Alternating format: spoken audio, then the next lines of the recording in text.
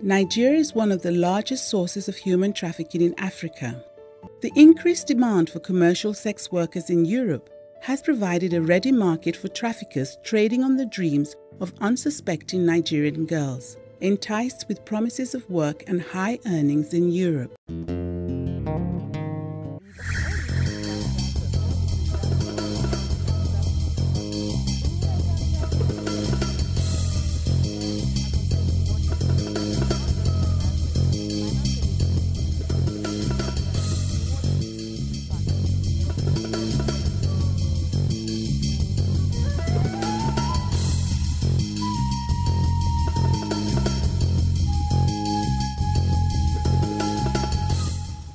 Hello and welcome to this special interview with the Executive Secretary of the National Agency for the Prohibition of Trafficking in Persons and Other Related Matters, NAPTIP, Mrs. Beatrice Jedy-Agba. Welcome to the program, madam. Thank you very much, madam. And I am Bola Oyeyemi. Well, it is a special interview because we'll find out from her what NAPTIP is all about.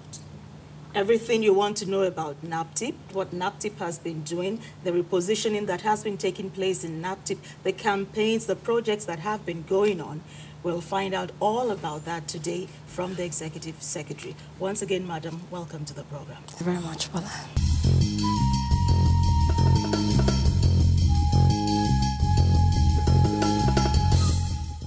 NAPTIP is the agency in charge of prohibition of trafficking persons and all.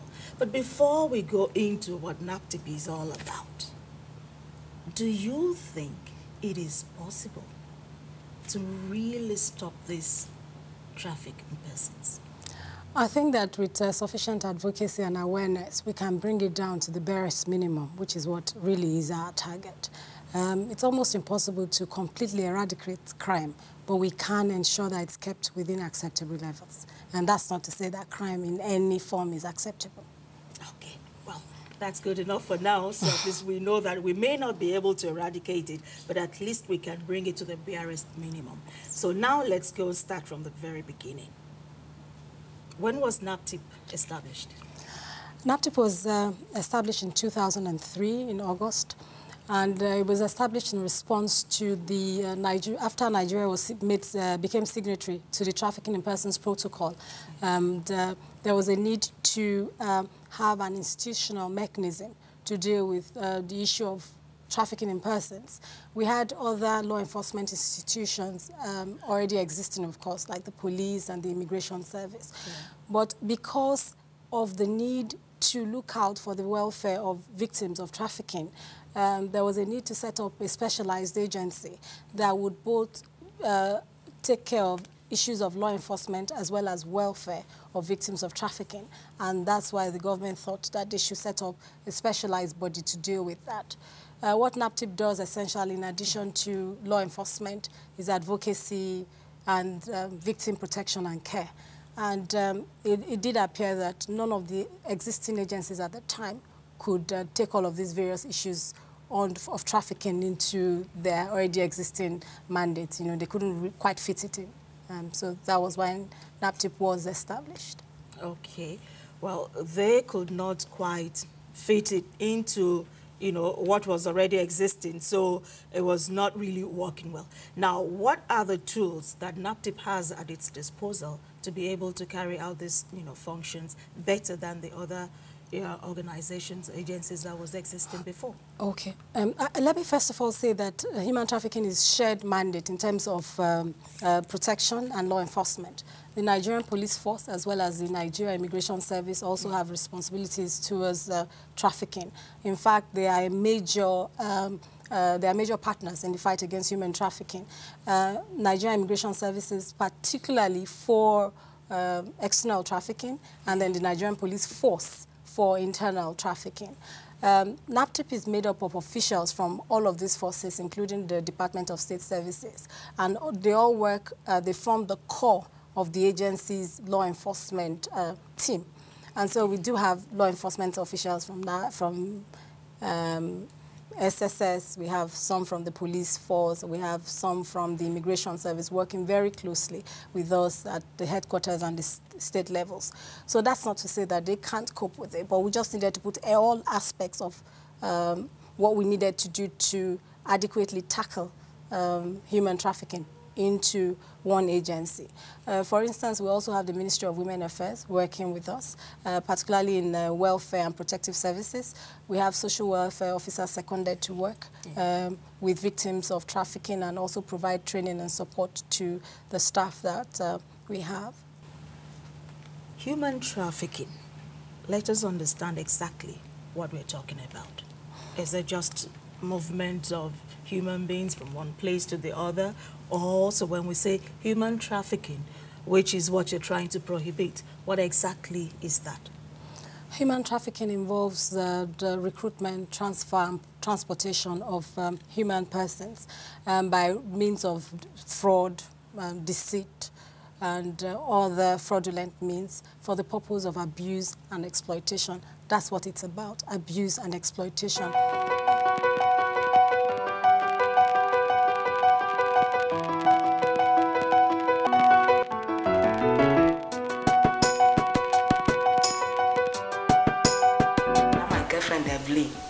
Now I constantly bring this connection. Say one woman, they call her Philomena. Say they find girls when you want carry go Italy. They can't carry us enter road, we can't pass Kano. Pass Kano, can't enter road, they can't Libya. And if you see people that is inside the motor, we are more than how many? It's a multi-billion-dollar business all over the world. It's the largest criminal activity after drug trafficking and arms running. The risks are minimal. The victims are bound to their captors. They are afraid of law enforcement, and because they are usually trafficked outside of their home environment, they are extremely vulnerable, and they are not able to access existing protection mechanisms within the environment where they find themselves. And so it's easy for the criminals to perpetuate their crimes, holding them captive and holding them bound to them in some way or the other. Now, when did human trafficking become such a big problem? Because I'm sure from time immemorial we've had, issues of slavery and all of that, but now human trafficking, it wasn't so long ago that it became such a huge problem, and all over the world we're talking about human trafficking and all of that. When did it become such a big? I think that it's something that's been with us for as many years as we probably had slavery, but people didn't try actually profit from it until very recently. And there were concerns, and it was first of all viewed from the perspective of irregular migration. And so the victims, when they were arrested, were simply deported as being irregular migrants in the countries where they were arrested. And then we began to realize, to see a pattern where the victims are indeed victims, are not suspects. They're not criminals. They're working for someone and using their bodies and their labor to work for someone and handing over all of the money to that person. And so we decided, I think the world sat together and decided to take a fuller view at the issue of human trafficking. And that's what evolved into the Trafficking in Persons Protocol, which was acceded to by Nigeria. It was very important that, I think it was very significant at that time that countries began to realize that some of these victims were acting beyond their control, and that in fact they did not like what they were doing, but that they had no control over what was happening to them and what they were being subjected to. All my hope was that we are going there for business or any other thing that they will pay us. He say person who is happy handwork, quick he go see handwork. 5 months the person don't make him money. You can sell fruit and vegetable in supermarket. You can it can render you a lot of money. They said I will go and be picking all these tomatoes in the farm. I was thinking that it's an opportunity that I can't be able to refuse. So when we get there now, we met another thing. They take me to the street. They gave me all these pants and a little dress. Said that is what I'm going to wear. My first word was it's not possible. They beat air out of us that we must accept prostitution. So we don't have option. And that's when we began to develop material, information, books, training manuals on issues of trafficking. In fact, so many countries are still trying to perfect their laws to meet with emerging trends of trafficking in persons. And these people are very fast, and so they exploit the vulnerabilities of each state's immigration system and to try to ensure that they remain where at transit and destination countries profiting from the illegality that they have started. So it's something that I would say has been on, but I think the awareness is greater now about, you know, the vulnerability of victims and the way these trafficking networks work and their presence in mostly major destination countries.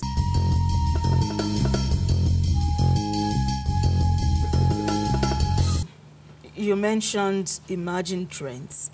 We will come to that later to know some of the emerging trends, you know, that we're witnessing now. But let us talk about trafficking in persons and smuggling of migrants. To be honest, the difference is really thin. It starts with someone wanting to improve his economic circumstances and leaving his country of residence to migrate to another country where he can improve his circumstances. And so there comes the person who facilitates the movement across borders. Now, sometimes the people are successful and they do arrive at destination countries and then they live illegally, you know, living on the fringes of society, trying to avoid law enforcement and trying to work to improve their circumstances and that of their family. And then you have the trafficking in persons, people who deliberately recruit and transport human beings to work in various countries so that they can work for them in exploitative and abusive situations. And so these people are controlled from the time of recruitment through transit and then on to destination. As soon as they get to destination, there are huge debt burdens placed on them, some as high as 70,000 euros. I was made to understand that Nigerian human trafficking networks place the highest burden on some of their victims. And so when they get to transit or destinations, they're told, oh, I spent so much to bring you over here, and so you have to pay so much in order to get your freedom. And then that's when the exploitation and the abuse starts. They said I should pay 40,000 US dollars. I paid 20,000 euros. I asked the other guests how much you people are paying. This one we said I'm paying 60, so I'm paying 50,000 euro, 60,000. The most significant difference between human trafficking and smuggling of migrants really is the exploitation and the abuse by the trafficker. So now, in Nigeria, what are those predisposing factors that you have noticed to be responsible, really, for this? I would say poverty, ignorance, social inequality, inadequate employment opportunities for our youth. That, of course, facilitates human trafficking. Ignorance is by far the worst, because I realized that no matter how desperate they were, if people were aware of the sad end of their journey, they probably would have a rethink. But poverty is a major motivating factor. There's also the gradual erosion of our moral and ethical values. People put money above everything else. And so it doesn't really matter how your sibling or your offspring makes money. Important thing is just get out there and do what others are doing and try to improve our economic circumstances. And so it's something that we really do have to work on. But I think that the gradual erosion of our moral and ethical values is a strong motivating factor, both for its internal and external trafficking. Now, one would say that since 2003, that, you know, NAPTIP has been around, and with all the sensitization and all that has been going on, it would appear as if this trafficking in persons is on the increase. I think there's just greater awareness about trafficking now. We don't have statistics to indicate that it's going higher or it's not as much as it was when we started. But I think that there's a lot that NAPTIP still has to do, working with the whole of government and the whole of society. Obviously, trafficking is not something that NAPTIP can by itself tackle.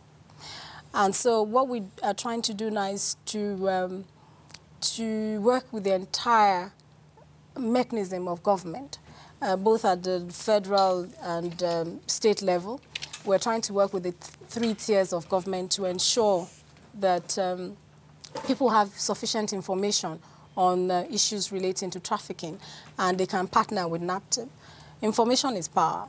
Yeah. We have spoken with the National Economic Council about 2 months ago. Yeah. When we delivered our presentation, most of the governors were appalled and shocked at what was going on. Quite a number of people just do not know what trafficking is about. They're not aware of the magnitude of the problem of trafficking. Really? And for internal trafficking, there are so many things that we have learned to take for granted. And so while it's criminal, we think it's fine because... like what? Because of issues of poverty. Yeah. And the traditional forced trade system in Nigeria. You find people who are not economically empowered, I should say, yeah, handing over their young children to people who they perceive are more successful and more able to take care of their children. And then you find that these same people abuse and exploit their children and actually stunt the normal developmental potentials of the child. The time-honored practice of entrusting children to be educated and cared for in the homes of families or friends is sometimes abused into trafficking activities for exploitative labor purposes. Everything started when Mama was always talking about how Auntie Rose was helping many families that didn't have money to train their daughters in school. Papa was not in support of it. My Mama took me to Auntie Rose. You don't have to cry. I'll take care of you. Stop crying. Eh? You finish your education with me.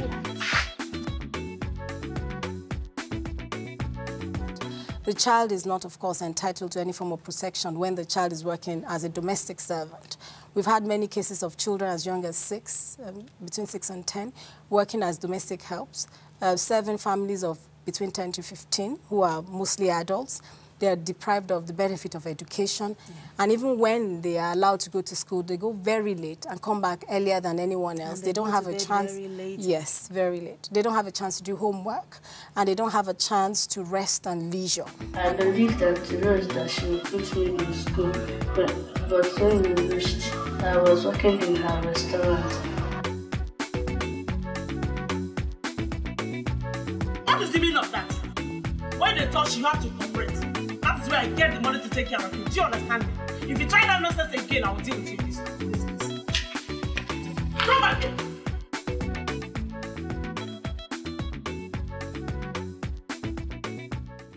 It's all about work, work, work. It's continuous criticism. And a child grows under these circumstances for 6, 7, 8, 9, 10 years. And when the child is about 16 or 17, as soon as the child has reached adolescence, the child is thrown out. You know, she's a thief, she's a liar, she's under one excuse or the other.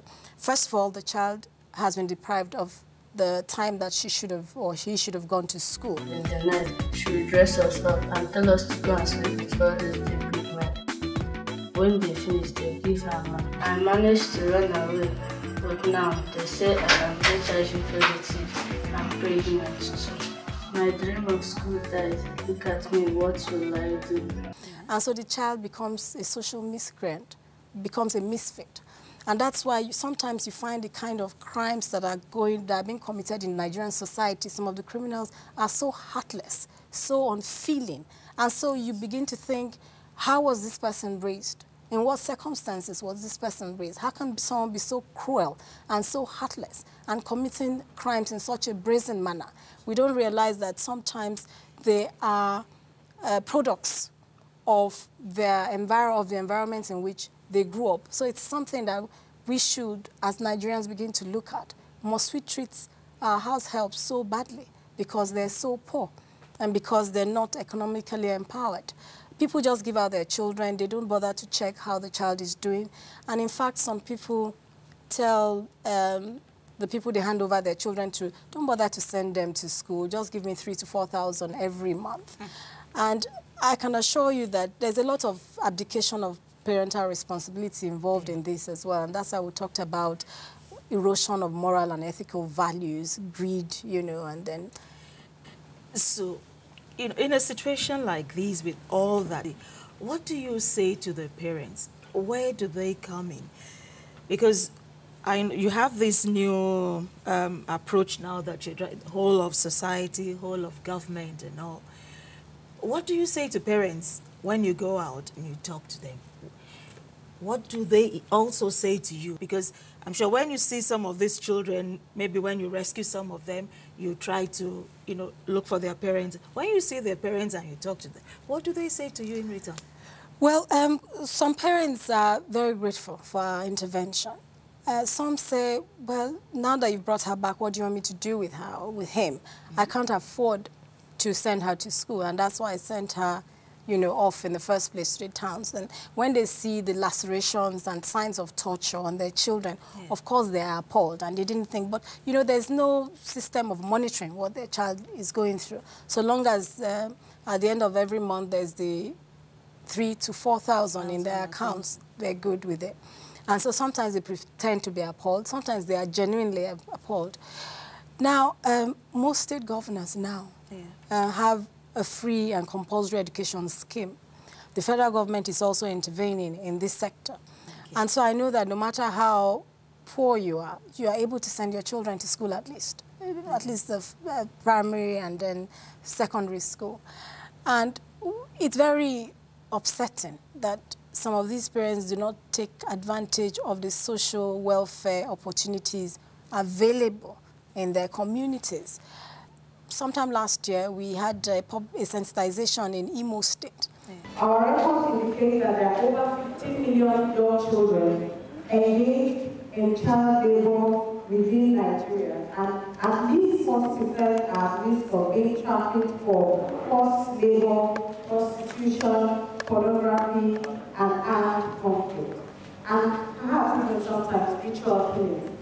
The future of our children is in our hands. We know that God Almighty is there, but God has given us these children for us to look after them and care for them. Traditional rulers can play key roles as allies in this, in your war against child abuse, child prostitution, and human trafficking of all types. As custodians of our traditional values and institutions, Your Royal Highness play a very critical role in our society. Your importance and influence at the grassroots cannot be overemphasized, as you are directly in touch with the local communities. And you are in the best interest, you are in the best position to offer protection and advice to the defenseless among us. We believe that if Your Royal Highness is joined with the fight, then a major mandate would have been achieved, which is making supply of victims very, very difficult. We hope that there will be enabling laws and legislation that will protect us when we enforce that children should not be taken out without the knowledge of traditional rulers from their communities. To enable us, and before you take out any child, let us know the destination, where and who is taking that person, so we can track the movement of that child. Even young ladies, people of 13, 14, 15 years, being taken to Lagos, being taken to various places, traditional rulers ought to know, so that we can keep track of where they are going and who is taking them and for what purpose.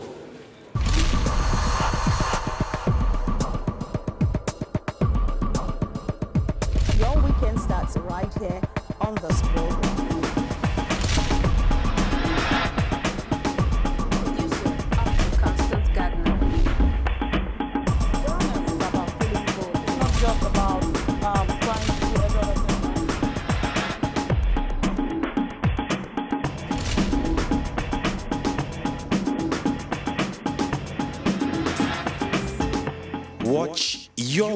again at this times on NTAE.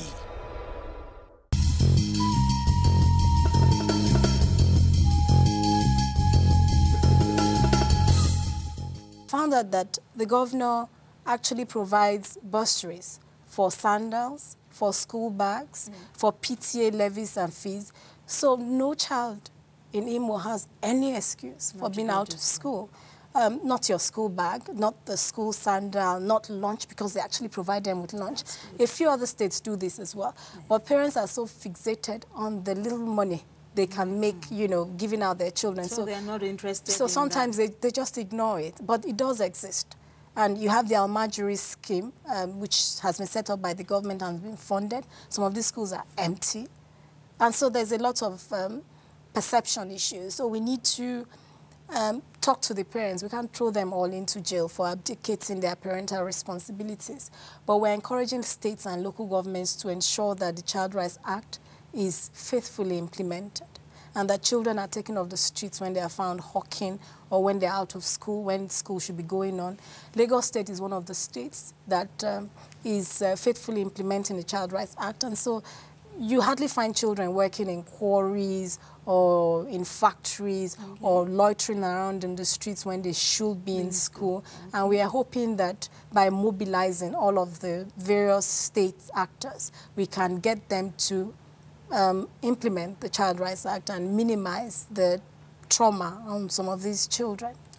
Now, looking at the states in Nigeria, which states will you say are really bad in this area? Well, for human trafficking, I think that all states have various levels of trafficking. I won't tell you state A is worse than state B. For instance, there are some states that are particularly endemic for external trafficking. There are states that are endemic for internal trafficking. You have states that are susceptible to the Almajiri syndrome. You have states where children are taken in large quantities to work in farms and in quarries. And so each state has a problem with trafficking, certainly, in one way or the other, just different aspects of trafficking. Where does family planning come in all of this? Maybe I know there was a time government was trying to regulate and say, you know, families should not have more than 4, children. Maybe if we go back to something like that, would it help? I think that would also be a significant step in the right direction. If you check the trend, human trafficking is highest in Asia, in Africa. Countries where, or continents where the populations are large, where human trafficking does not take the first priority in the lives of the people. And so the larger this population, of course, the harder it is for the state to adequately cater for all of the children that are born, and the more vulnerable they become to human trafficking. So, what are you now doing? Well, as I said, we are consciously mobilizing the whole of government and the whole of society. Yeah.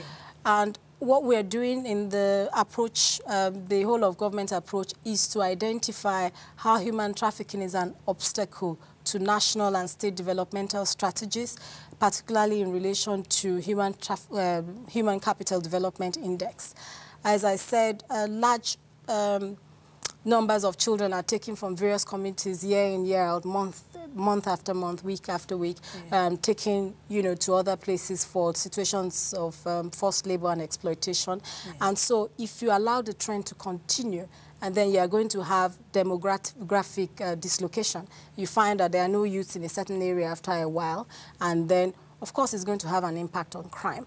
And so we try to establish all of those linkages and ensure that states take it as seriously as they really should. For the whole of society, we're working with the mass media, civil society organizations, NGOs, everyone who's interested. For them, it's important that they all understand what's going on in Nigeria and the kind of negative image that Nigeria is getting, because we have so many of our citizens all over West, Central, East, and South Africa. We have them in Europe, we have them in Asia, we have them in the Middle East, working in situations of human trafficking, and it's very unfortunate, and then becomes a yardstick for judging the average Nigerian, and of course it could trigger. Now, the talk of the Nigerian mafia. You just, Saturday, I think I was watching the documentary again and, you know, talking about Nigerian mafia. Yes. You see what all these girls go through. Yes. And when you see things like this, you just wonder. And like you said about, you know, parents abdicating their responsibilities, because it's like some parents just, you know, want to send you out. Yes. They don't care how you do it, as long as you're able to send something to them. Sometime in 2011, I think I had stayed in the office for barely 2 months. I got a letter which really broke my heart. It was from a young girl who had been trafficked to Italy. And she informed in the letter that she had been taken to Italy by her uncle, who promised to help her to get work. And then when she got to Italy, she was sold to a Ghanaian for 20,000 euro. And her uncle left her with a Ghanaian, and at that time she didn't know. And so the following day, the Ghanaian told her, this is what you have to do. And she said, no, I can't do this. And then the Ghanaian subjected her to torture. And she was a bit graphic about what had happened, but it's not something I care to repeat now. Yeah. And so she was forced to go into prostitution. And the Ghanaian said she had to pay back 40,000 euro in order to get her freedom. Wow. So she said at the time of writing, she had worked and paid back 30,000 euro. And she complained about working Saturdays, Sundays, whether or not she was on her period. She didn't have weekends, she didn't have days off, and any time she didn't bring in enough money, the madam would beat her and deprive her of food till the next day and say, well, if you can't, you have to work for your money. And so she said one day she called her madam to account and she said, do you know what, I've paid you 30,000 euros, so it's just 10. If you could just give me a break and then I'll see, I'll get the remaining 10, I'll get some other kind of work. And the madam said, oh no, you're not even done. I've been feeding you and I've been protecting you from the police for the time you've been here. Yeah. So it's another 20,000 euro for that. And so somehow they get into a perpetual ring of debt that's endless. Yeah. And so you pay the 40,000, there's another 10,000, another 5, another 10, until, you know, you just go on paying. And so she said to me, I'm tired and I'm frustrated. And I got in touch with my family and I told them what was happening. And she said, my family said I should stay and manage, that other people are doing it, and that I should try. And very soon I'll get my freedom and then I can start my own. And she says, I'm tired, I am sick, I can't go on. And she ended the letter sounding so sad and so defeated and so moron. And she said, if there's any way you can help me. I was so devastated. I couldn't sleep that night. And so we got in touch with Interpol and the Italian authorities. But they said, there's so many Nigerians on our streets. How are we going to begin to identify these ones? There's so many areas in Italy, in Turin, everywhere. They're Nigerian women. And she didn't give me any further information on how to contact her. We sent her dozens of mails after that, but she never responded. So I don't know what happened. And just knowing that she's still out there, probably still working, you know, is something that I can't come to terms with. Some of them, they tell them every day, you must come home with a minimum of 100 euro. So that is about 3,000 euro a month. So on the average, in 24 hours, the girl will have to sleep with a minimum of 20 men.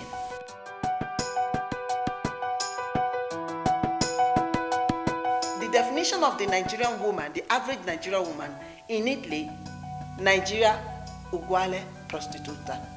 Nigerian woman equals to prostitute. You go on a street close by called Corso Regina, and you see hundreds of Nigerian women, some of them stark naked, in all weathers out there. We did before girls for one house. If man can come, we point. Now that person go carry and go walk.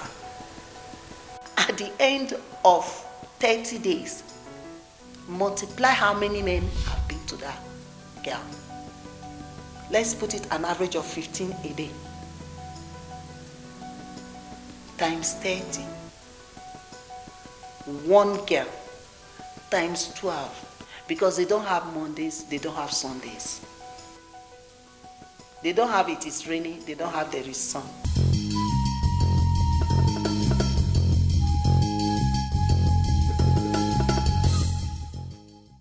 now, well, even though it is bad, you can understand maybe when somebody tries to, you know, go to Europe and for whatever they think they're going to get there. But now, when you talk of West Africa, Central Africa, I wonder what is there that our girls are going there for? Yes. You know, at the beginning, we actually presumed they were just transit routes to Europe. But as it got increasingly harder to cross to Europe, then people began to use these countries as destination countries in themselves. Now, the ECOWAS Free Movement Protocol presents itself as a huge opportunity for these traffickers. Yeah. So, where in Europe you probably will have 20, 25 girls under your control, in Burkina Faso, Mali, Ghana, you probably will have like 1,000. Wow. And so it adds up. The money is smaller, but the girls are more. So the profits are still big. You don't have to do anything. All you need to do is administer oaths on a certain number of girls, move them over to Mali, and then, you know, they have runners who help them to keep the girls in check. And so these men are responsible for, you know, looking out for the girls, making sure that they comply, making sure that they submit all the money that they make every day. Yeah. And it's easy to get them to Mali. They don't need a visa. All they need is probably a forged travel certificate, and, you know, they're in Mali. So we found that these countries were now becoming destination countries. Some children we rescued from Mali had been there for like 3 to 4 years. There was never any attempt to move them from Mali to another country, so it was clear that that was destination. Yeah.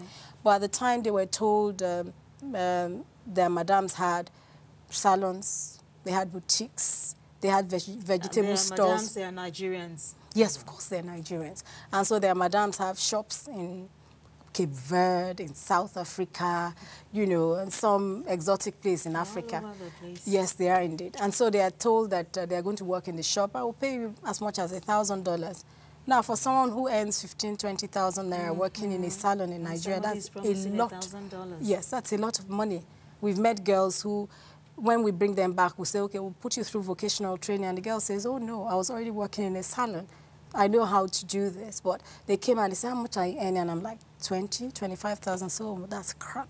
If you came to Cape Verde, you would earn $1,500, and it's the same work. You don't work Saturdays, you don't work Sundays. Why would you want to do this for the rest of your life? And so, of course, the girls, and they actually tell them, make sure you take your tools, your comb, your instruments of trade, so it becomes really believable. Yeah. And so, but the oath-taking is something that the girls just ignore because of the lure of easy money, you know, the prospect of making so much. And so they tell them, you know, sometimes we take girls abroad and then they run on us. You know, we spend so much taking them to these countries. Now, you know, because you don't have... Nothing, yes, you know, we need to make sure that the police doesn't interrupt what you're doing, because it's very hard, because you don't speak French for you to get documentation. So you just keep out of trouble. But important thing is you take this oath and the girls will say, I'll do anything. And then when they get to destination, that's when the reality sets in. The Nigerian ambassador to Mali complained very bitterly about the numbers of girls who run daily to the embassy in Mali asking for assistance to come back home. Those who managed to escape from their trafficker. Every day. And, you know, it's very hard for the ambassador because he has to keep giving money for them to come back. He provides protection. It's not something the embassy is prepared for, having that influx every day. Little children, young adults, people who have managed to escape. And every time they tell you, there's so many of them back there. There are some girls who actually start their period while working. They're that young. And so is there anything that you want to do for them? And so that's why we try to cooperate with, you know, transit and destination countries to help, you know, with evacuation and repatriation of rescued victims. When you bring them back home, how long they stay in a camp? Yeah, NAPTIP has transit shelters, both at the headquarters and all the locations where we have offices. And so we keep them for a maximum period of 6 weeks, sometimes a little more depending on their circumstances, and sometimes a lot less. And There they go through counseling, rehabilitation. They tell us what they've been through. We try to help them, you know, try to find if there's any kind of support and assistance that we can provide, including vocational training, entrepreneurship, and then for some of them actually want to pursue mainline education. And that's why we talked about mobilizing the whole of government. NAPTIP is not a revenue-generating agency. Yeah. And so we really can't afford to give out grants to all of the victims that come back. So what we're doing is to try to work with agencies such as NEFund, NDE, and National Center for Women Development to improve our capacity to provide vocational training and to help these girls establish businesses. Yeah. Very luckily, I hit gold, I should say, with NEFund when they agreed to waive the 10%. I think the interest rates were waived, and then the start off, you know, I think, what did you call it? The money you give to the bank as collateral was waived. Okay. And they said they would just give them the money if they were recommended by NAPTIP, so long as we're done enough family tracing to establish where they live. And of course, it's guaranteed that at least 80 to 90% guarantee that they will get their money back. And so I think that's a major achievement by NAPTIP. That agreement will be signed in about a month with NEFund. And this was brought about by the MD, NEFund. Okay. He said he watched a television program on human trafficking, and he was appalled. And he thought that he should contribute his own quota to keeping their dreams alive, considering what they had gone through, try to give them something, you know, so that they can regain confidence in the government and in the society as a whole. So I think it's a significant achievement on our part. Okay. Now, tell us about your Priceless campaign. Okay, that's an EU-funded program. It's been implemented by NAPTIP, UNODC, and the Nigeria Immigration Service, and the International Organization for Migration as well. I'm sorry. Now, it's a program which is packaged, or is a project which is intended to help Nigeria to in its efforts to increase advocacy and public awareness on the issue of human trafficking, using a variety of methods, the media, you know, young children, debates, you know, essays. Everything has been conceived under the project. The idea is to ensure that states, designated states, you know, we have 6 states that are designated under the program, where these awareness campaigns would be conducted to increase awareness about the scourge of human trafficking and smuggling of migrants. So how did you arrive at the selection of those 6 states? Well, first of all, states that we note were endemic for various aspects of human trafficking. And then, of course, states that were considered safe by the international community, because obviously they are funding, and so they thought that they should stay where it was safe. And so those are some of the considerations that influenced the choice of states. Okay. And how long is the campaign? It's a 5-year program. It started last year. We had a formal launch in October last year. There we appointed a UNODC Goodwill Ambassador.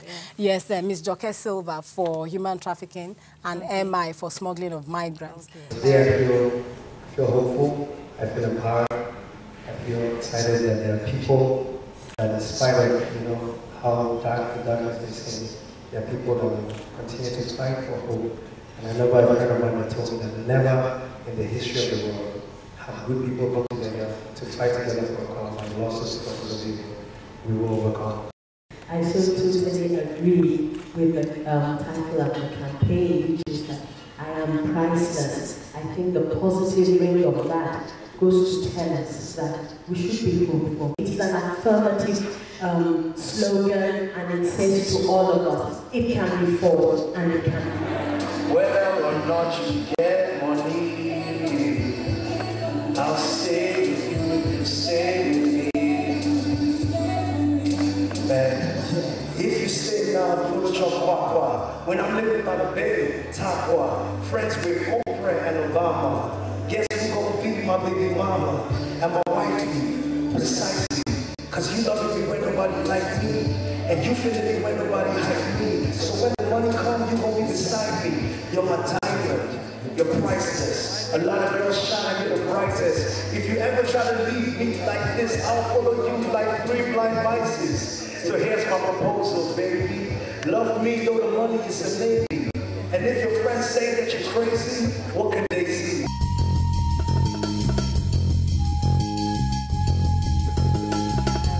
It's a very important program. It's something that complements current national efforts to tackle the twin issues of human trafficking and smuggling of migrants. So far, it's been quite successful. All right, just before we go, now the downgrade of Nigeria by the U.S. to Tier 2. Tier 2. What's that all about? Now, every year, the U.S. State Department rates various countries according to the amount of activities or their commitment to the issue of human trafficking. Okay. Nigeria had remained on Tier 1 for a few years, but between 2010 and 2011, they thought that considering the staggering numbers of Nigerian trafficking victims identified worldwide, we should indeed have stepped up funding to human trafficking activities, stepped up operational activities in the area of human trafficking, improve protection and assistance to identified victims of human trafficking, and made efforts also to find out how come this thing kept growing, and also to address the issue of possible law enforcement complicity, particularly in the area of external trafficking. And it wasn't because it got worse. It was because they thought it should have been improved. And so they didn't see an improvement. What they saw was that we were continuing in pretty much the same way we had started since 2003. And so they thought, oh no, this is not good enough. You should improve because you have too many people out there. You don't have a formal policy on repatriation of victims of trafficking. There is no information sometimes to Nigerian embassies abroad about how they should handle victims of trafficking. And so they, on the basis of all of that, downgraded So we're putting all of this in place now? Yeah, we're trying. We're trying to do that. There's so much to do. I can't assure you that it's something that can be done. But as I said, we're consciously mobilizing the whole of government and the whole of society so everybody knows that they have a significant role to play. I'm very glad about the partnership we have with media organizations, particularly the NTA. There's so much going on in terms of advocacy and awareness. And as I said, this Priceless campaign, which is being funded really by the European Union, is one of the ways that we can try to achieve that. The Nigerian Police Force and Immigration Service have also stepped up operational activity, and we're working very closely to conduct intelligence and law enforcement operations. Very much. Thank you. It's been a pleasure, talking to you. And there's so much that NAPTIP has done. There's still so much that NAPTIP has to do, but we wish you well in all that you have to do. Thank you, Bola. It's been my pleasure. Thank you. Okay. Well, that's our special interview with the Executive Secretary of NAPTIP, Mrs. Beatrice Jedy-Agba. Thank you very much for watching. See you again some other time.